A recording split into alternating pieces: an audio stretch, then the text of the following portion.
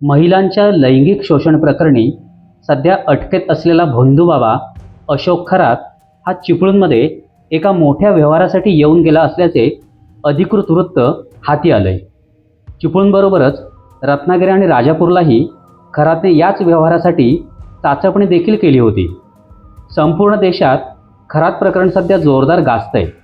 तोच भोंदू खरात चिपळूणला येऊन गेल्यामुळे त्याचे तळ कोकणचे कनेक्शन उघड झालंय. नाशिक जिल्ह्यात स्वतःला कॅप्टन म्हणून घेणारा आणि अनेक महिलांचे लैंगिक शोषण केले असा आरोप असलेला भोंदूबाबा अशोक खरात सध्या अटकेत आहे. अत्याचार, फसवणूक आणि मनी लॉन्ड्रिंग असे 12पेक्षा अधिक गुन्हे त्याच्या नावावर दाखल आहेत. महिलांचे लैंगिक शोषण करतानाचे त्याचे आक्षेपार्ह व्हिडिओ सोशल मीडियावर व्हायरल झाल्यामुळे आणि ATSने अधिक सखोल तपास सुरू केल्यामुळे खरातचे एक एक कारनामे उघड होऊ लागले आहेत.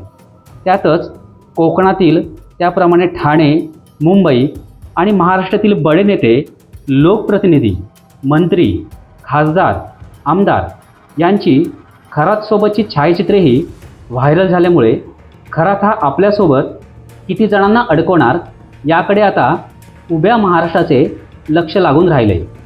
कोकणातील 2 बडे नेते खराच्या संपर्कात होते, त्यामुळे खराची कोकणात गुंतवणूक असावी अशी शक्यता व्यक्त केली जात होती. पनवेल परिसरात त्याच्या जमिनी आहेत अशी माहिती नुकतीच उजेडात आली. त्या व्यतिरिक्त कोकणात त्याची कुठे गुंतवणूक किंवा मालमत्ता आहे याचा सुगावा लागत नव्हता.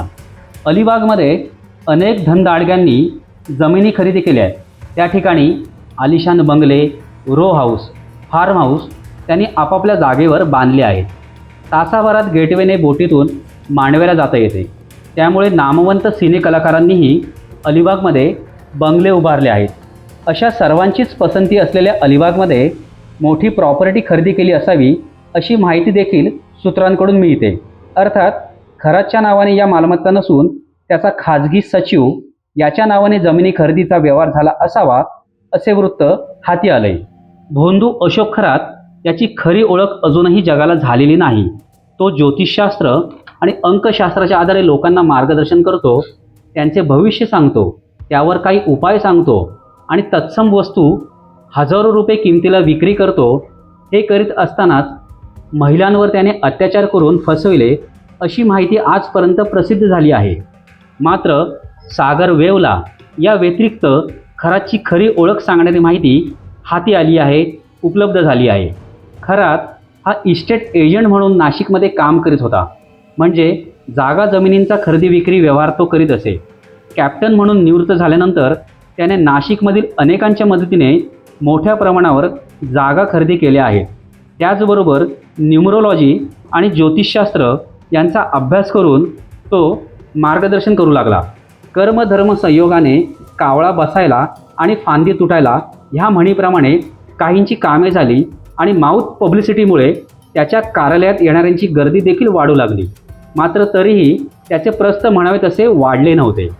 खरात नाशिकपुरताच त्या काळात मर्यादित होता. मात्र त्याचा संपर्क राज्यातील एका बड्या नेत्याशी झाला आणि मग खरातकडे भविष्य जाणून घेण्यासाठी येणाऱ्या VVI लोकांची, अर्थात लोकप्रतिनिधींची रीघ होऊ लागली. त्यापैकी काहींना तो पांडुरंग वाटू लागला तर काहींनी करंगळ्या कापून घेतल्या असा आरोप आहे. खरातने एका बैठकीत भला मोठा जातीवंत नागही प्रकट केला अशी सुरत कथाही चर्चेत आहे. त्यातून खरातचे प्रस्थ वाढले आणि त्याची सर्वदूर प्रसिद्धी झाली. कौटुंबिक आणि वैयक्तिक मार्गदर्शनासाठी खरातकडे गेलेल्या असंख्य महिला का फसल्या याचा मानसशास्त्राच्या दृष्टीनेही शोध घेतला जात आहे. या संदर्भात दैनिक सागर आणि सागर वेवला अधिकृत सूत्रांनी सांगितले की खरातने बंगाली विद्या प्राप्त केली होती. बंगाली विद्येत मलमूत्राचाही वापर होतो. शिवाय वशीकरण असो की संमोहन असो, बंगाली विद्येच्या आधारे खरातने अनेक महिलांना संमोहित करून त्यांचे लैंगिक शोषण केले. अर्थात या ठिकाणी अंधश्रद्धेला खतपाणी घालण्याचा उद्देश नसून सूत्रांनी दिलेली माहिती आम्ही आपल्यापर्यंत पोचवित आहोत. बंगाली विद्येच्या आधारेच तो लोकांची फसवणूक करत होता असेही या विश्वसनीय सूत्रांनी दैनिक सागरला सांगितलं. अशोक खरात हा मोठ्या प्रमाणावर जागा जमिनींचे व्यवहार करीत होता. अशाच एका व्यवहारासाठी तो नाशिक येथून चिपळूणला आला होता. अर्थात तो कोणत्याही आलिशान गाडीतून आला नाही, तर रेल्वेने चिपळूण रेल्वे स्टेशनला उतरला. सोबत त्याचा PA देखील होता. ही घटना काही वर्षापूर्वीची आहे. अशोक खरात चिपळूण रेल्वे स्थानकावर उतरल्यानंतर खाजगी वाहनाने तो आणि त्याचे साथीदार रत्नागिरीकडे रवाना झाले. काही वर्षापूर्वी नाणारचा नियोजित प्रकल्प गाजला. अनेक परप्रांतीयांनी आजूबाजूच्या जागा खरेदी करण्याचा सपाटा लावला. याच नाणारमध्ये खरातला जागेत मोठी गुंतवणूक करायची होती आणि 2 बॅगा भरून त्याने त्यावेळी रोकडही आणली होती. ही बातमी ब्रोकर लोकांना कळली आणि अनेक जणांनी त्याला संपर्क साधायला सुरुवात केली. मात्र एकाही एजंटकडून समाधान होईल अशी खात्रीशीर माहिती त्याला मिळाली नाही. प्रत्येक एजंट निरनिराळी माहिती, जागांचे वेगवेगळे आकडे सांगू लागला.